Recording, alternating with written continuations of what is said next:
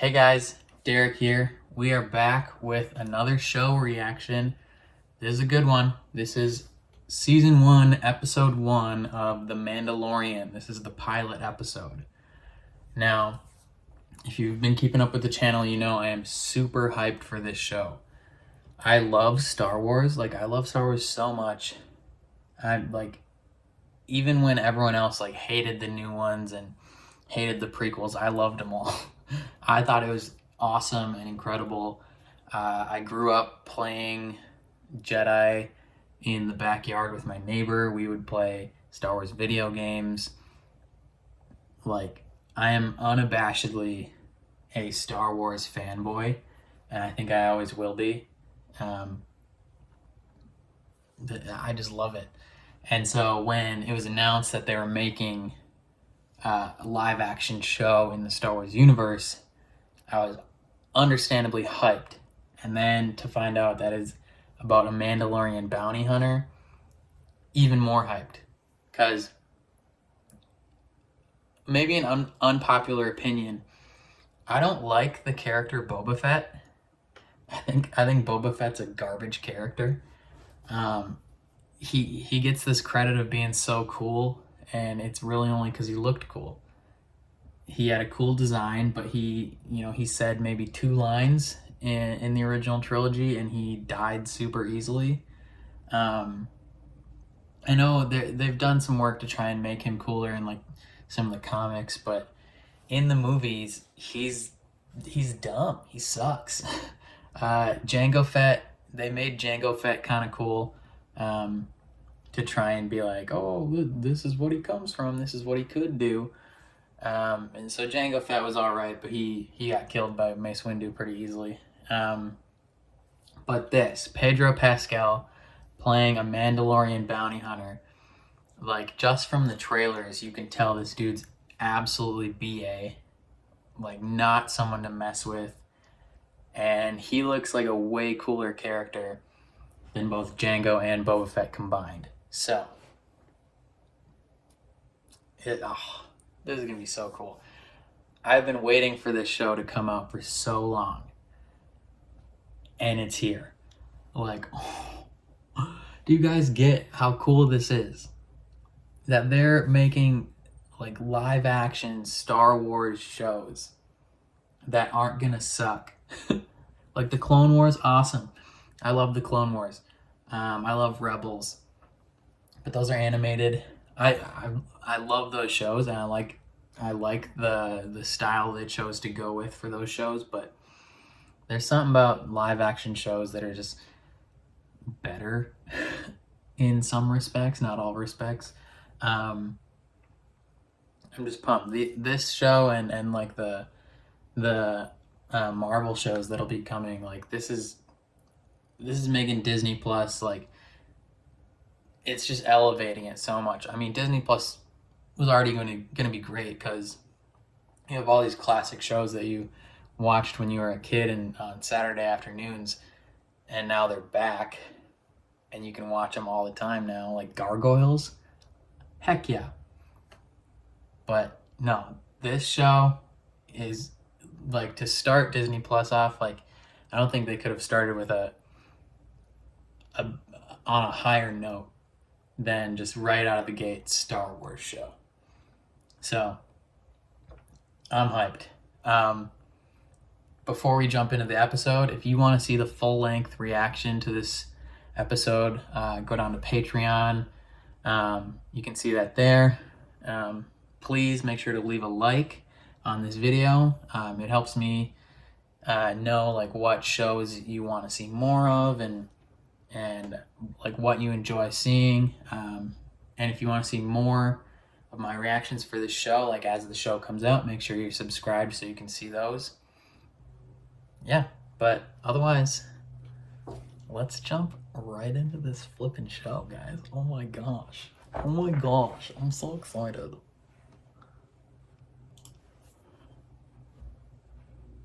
Oh, that's a dope little intro. That was cool. I like it. I'm hyped already.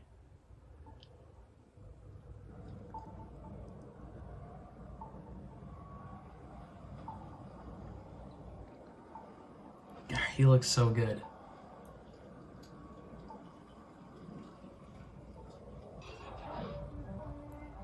Oh. Wait, they said 50 years old. Perhaps it could live many centuries. Oh.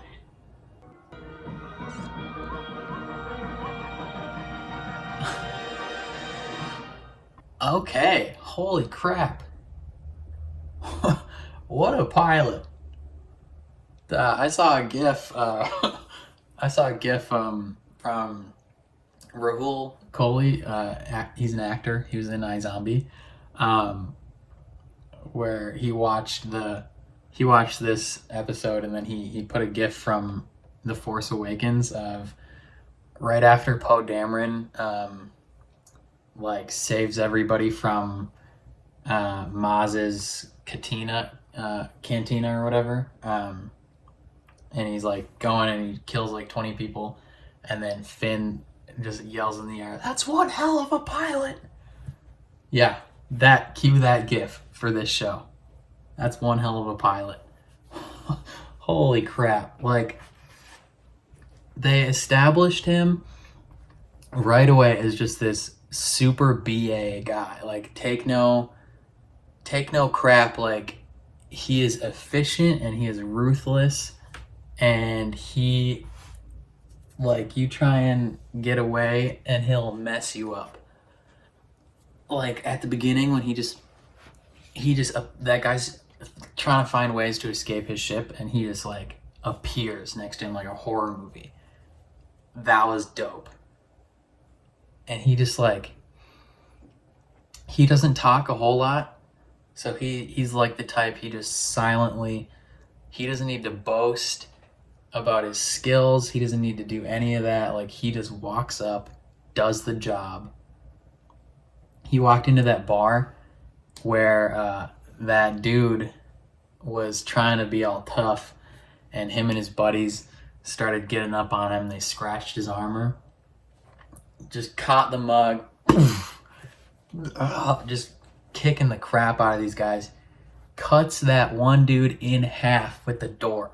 In the trailers, they never showed, they showed it stop like a half second before, like when it's still a small circle. But this one, like, he actually fully cut this dude in half. Like, you could hear the legs hit the ground. He's perfectly willing to kill anybody. And then so he brings all these bounties in. Gets paid by I don't know what the actor's name is, or even what the character he's playing. I forgot to like look at the specific subtitle to see what the character's name was. He wants to pay him in Imperial credits, but the Empire's gone, so he can't do that. So he takes whatever, I want to say Felonian, but that's just because the guy who works on like Rebels and the Clone Wars is Dave Filoni. He takes the other former credits, and then he accepts another bounty from the guy, he's played by Werner Herzog or whatever. And as a down payment for this, like, he gives him like the specific kind of steel that he uses to make the silver parts of his armor, like his helmet. I thought his right shoulder already had like a silver aspect to it. Like, maybe it was just newer and the same type of metal as the left one, but it was just newer. But he gets a new shoulder piece crafted and put on with this steel. So he gets a new shoulder piece crafted, and that's like the down payment for bringing this Yoda. What is the female version of Yoda? Is the species called, like, I know Yoda, specifically the character Yoda. I don't remember what their species is called, so I'm just gonna, forgive me if I call it, it's just a young Yoda. That's what he's like been tasked to get. It's 50 years old. He thought it was gonna be like a dude. And so he meets this other character that's just like, yo, I'm sick of these like militant people on our planet, like please get them out of here. And so he's looking, and then the HK-11 droid, voiced by Taika Waititi, like such a Taika Waititi character. Like you can he even just through the voice, like that character has so much of Taika Waititi's personality in it. I wonder if that'll be the only appearance of that droid, or if it has more like variants, like HK 12 or whatever, like if it keeps just going up and they're all voiced by Taika Waititi, or if it was only that specific droid. I hope more droids are voiced by him, to be honest. He's great. And that droid is BA. Like that droid in itself like killed like 30 people. It kept trying to start self-destruct sequence, and the Mandalorian's just like, no, like stop. This is not gonna happen. But then the sickest move possible, hops on that like mounted machine gun and just mows people down as it's spinning. So cool. Like that is such an awesome move. And then it guns down that dude. Keep in mind, this whole time, like there's this music playing in the background, like throughout the entire episode, that just like, I mean, you already kind of felt like this was somewhat of a Western, because it's kind of like a cowboy, a little bit like gunslinger, but just the music in this show is incredible. Like Western beats throughout the whole show. It's awesome. Especially when he just like guns that dude down. And then they open the bassinet or whatever, the floating crib, and they see it's a young Yoda. So he's 50 years old. It kind of helps establish like how Yoda in the original trilogy is still alive versus like when he's in the prequels. Just says like it's like reinforcing the idea that like the Yodas age at a different rate. So this like baby Yoda is 50 years old. I forgot how old like our Yoda is in the prequels and the original trilogy. I don't remember if he says how old he is. I feel like he said 900 in the prequels, but I'm not sure. And the HK droid, like its directive was to kill it. It was like this target is to be eliminated. But the guy who gave the Mandalorian the contract specifically said that this thing should be brought in alive, or if he had to kill it, that it would be proof of death with a smaller reward. And so this droid's gonna kill the baby, and the Mandalorian kills the droid instead.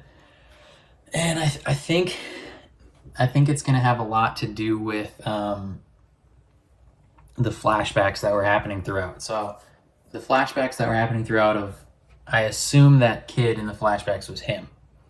I'm guessing the Empire came to his village or tribe or whatever you want to call it, and like massacred everybody. And he was either spared for some reason, or like someone saved him. So he's got a soft spot for either kids or the innocent in general. And so like this baby's clearly innocent, like it doesn't deserve to die. And so he's not gonna like complete or allow the droid to complete that part of his contract, because he's not gonna kill this kid. And so I hope we definitely will. I shouldn't just say I hope, because it's obvious that we will get more info on like what happened in these flashbacks. Like, so it was either the Empire or this separatist army that attacked his tribe when he was younger, because in the trailer it showed like while explosions were going on, in the background, it was a super battle droid that was like shooting things up. So I'm guessing it was the separatists, more than likely, with their droid army, and that probably also plays into why he doesn't like droids and why he was so willing to kill that HK, is because the droids were the ones that attacked his home when he was little. So he doesn't kill the kid, and that's where the episode ends. But another thing I wanted to point out, like the end credits, for the most part, it was all these like hand-drawn, like not like concept art, but like it's almost like they like showed the episode to like professional artists and were like, hey, like draw some scenes or some extended universe scene, like draw some scenes or some like extended like extra like concept art scene kind of things of the episode, like make this look cool in your drawings. And so like almost the whole credits is just like these one after another, these dope drawings, like with this Western, like heavy Western music playing. And I thought that was really cool. Like if they do that every episode, that will be really, really cool. I think that would be like, for people that are maybe even remotely good at Photoshop, like while they're editing or while they're watching this show, they could take like a screen grab or whatever and like maybe like edit out the text or whatever that's on it, and those drawings could make sick wallpapers. Like those were really, really cool. But for a first episode of this show, that was incredible. Like it wasn't one of those pilots that starts off like necessarily like crazy slow and it's like introducing the world and being like, oh, let's explain what this is, let's explain what that is. A lot of this, like, it kind of expected you to know what these things are. So like someone coming in who knows absolutely nothing about Star Wars might be pretty confused. But like most people know a decent amount, I feel like, or at least bare minimum about Star Wars. So like it was either painfully obvious what was happening, but even for like new people, like the things that are happening, the story didn't require knowledge of Star Wars lore. It didn't require these things. Like it explained things without feeling like a typical pilot that is like giving exposition, if that makes sense. Like it was very natural, very minimum explanations.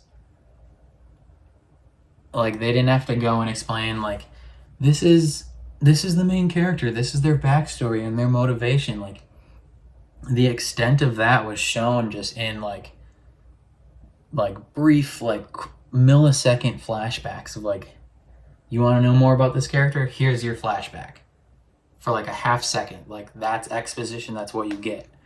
You know that this is a bounty hunter and he's the best in the area and that he is now hunting a new target, and that's all you need to know. And then you get to watch this thing unfold, and I think that was really awesome. Excellent choice for this first episode. And it didn't introduce like a ton of characters that you had to keep track of. It was just like following one guy throughout his mission. And it's the main character. Gladly. It wasn't like an anthology thing where it's like, let's follow this random guy. It was like, you're going to follow the main character through one mission of this story. But that was so good. The next episode airs on Friday. And then it's going to air like every Friday after that, except for the last episode or the second to last episode airs on a Wednesday. So that they can get it in before the newest Star Wars movie comes out, because I feel like they don't want it competing necessarily with people's time. Like, a lot of people are gonna be going to see the new Star Wars on Friday, and they don't want to be like people don't necessarily have a ton of free time always, so they don't want to introduce two separate things that you could use your time on a Friday. So they're putting the new episode on Wednesday, so then it's not like a competition between which thing you spend your time on, Star Wars or Star Wars. It's just like, here, spend your time on Wednesday on Star Wars, and then Friday spend your time on Star Wars. So I think that's pretty good for that. But yeah, if you want to see my reactions to this show throughout, make sure you're subscribed, because I'm going to be reacting to it. And if you want to see my reaction specifically, you'll need to be subscribed to do that. Otherwise, leave a like on this video if you enjoyed what you saw. Helps me know what kind of stuff you want to see in the future, and it helps my videos get seen in general. If you want to see the full-length reaction to this, head down to Patreon. But other than that, I'm Derek. This has been The Mandalorian. Signing off. Peace.